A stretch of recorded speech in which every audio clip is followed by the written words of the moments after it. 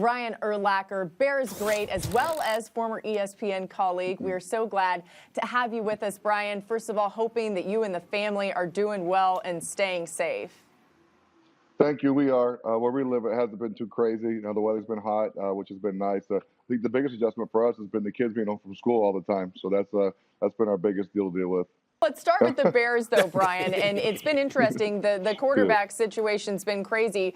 Bringing in backup Nick Foles, who was the ultimate backup, and then saying to Mitch Trubisky it's going to be an open quarterback competition as well, and not picking up, of course, his fifth-year option. What do you make of the quarterback situation with the Bears? You know, I personally like Mitch. You know, they went to the playoffs 2 years ago with Mitch as starting quarterback. The defense was great. I know that, but I just, you know, I think early on in the offseason, the Bears said they were going to, he was their guy. You know, Mitch is our guy. We're going to stick with him. He's our number 2 pick from a couple of years ago. He was our guy.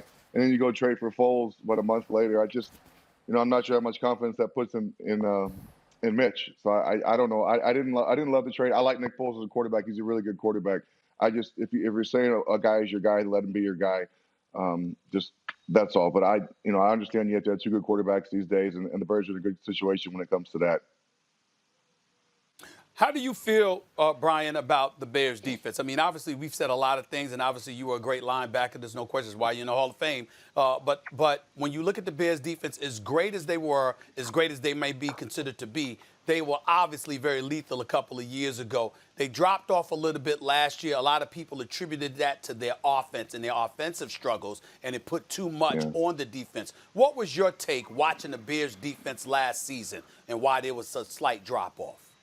Yeah, if you look at the points per game, they were still really good last year. I think the takeaways and the touchdowns didn't happen on defense last year. The year before, they had so many takeaways, and they scored a bunch of touchdowns. You know, they had sacks, picks, fumbles, all those big stats you want. It doesn't help when you're on the field a bunch. I think the year before, they ran the ball pretty well. Jordan Howard was still there. Mitch was the second-year quarterback. He ran the ball pretty well. And it just moved the chains when they had to. So it's hard when your defense is on the field the whole time to not get tired, to not get worn down a little bit during the season. But I think this year will help them if they can run the football better and just keep that offense out there longer.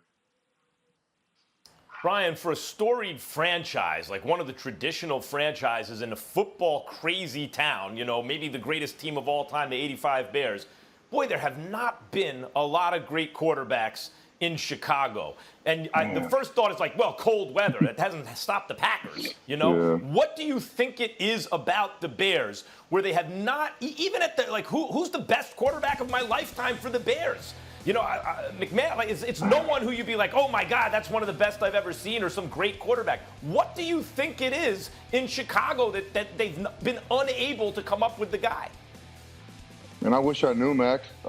It's frustrating. I think I played with 20 different starting quarterbacks in my 13 years there, and that's a lot of guys to start for quarterback at you at one position. It can't be the weather, like you just said. Green Bay's done a great job with Brett, and now they have Aaron. I wish I knew. It's crazy because we've had some good players in there. My personal favorite guy to play with was Kyle Orton. I thought he did a really good job for us for a couple of years there. Limited resources around him, but our defense is really good, and he understands how good our defense was. So he wouldn't turn the football over. We could do 3 and out, whatever, go back and play some defense. I think a lot has to do with the quarterback's understanding of what his team is good at. And Kyle understood that. But, yeah, it's really frustrating, now that you bring it up, Max, that we haven't had a guy, not like an Aaron Rodgers, because, there's only a few of those guys out there in the, career of the NFL, but just someone that can get it done every year for us consistently. Well, I'm sorry to frustrate you a little bit more, but I got to bring up who you passed up on to bring in Mitchell Trubisky, and that would be Patrick Mahomes and Deshaun Watson. You could have had either one of them, and that's not the choice that Ryan Pace made. I want to know when you hear that, because I know you've heard it on many occasions. How do you feel about it, and how worried should Ryan Pace be considering what Deshaun Watson and obviously Patrick Mahomes are? Yeah, those two are unbelievable. They've had great careers. I know, 3 years in, but you don't know with first-round picks. There's been a lot of guys that you could look. Akili Smith, Ryan Leaf. There's a bunch of guys who were terrible. They just didn't pan out in the NFL at all. So you just don't know what you're getting when you draft a quarterback in the first round. It's frustrating because they have done so well, and we had a chance to pick those guys. But the first round's a crapshoot. You just never know what's going to happen or who you're going to get and how they're going to pan out at any position. But I like what Ryan Pace has done. I think he's built that team. I'm a defensive guy, so I like that he's built it for the most part on the defensive side of the football, and they rely on that. Brian, I want to ask your opinion on something. We've been talking about this today as James Harrison said that Mike Tomlin handed him an envelope after that infamous hit in 2010. I'm sure you've seen this floating around. That was during your playing era. What do you make of his comments and how common things like that were? Did you ever have that happen?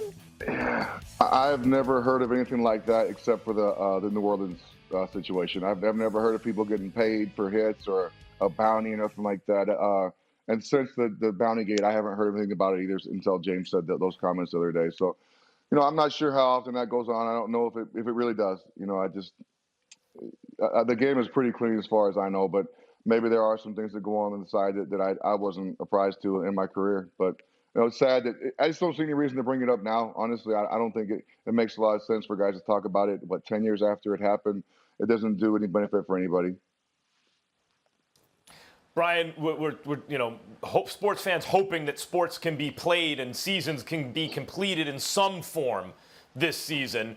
And there's been a lot of talk of playing without fans. And there's some sports, like you see in the UFC, people have seen fights in empty gyms.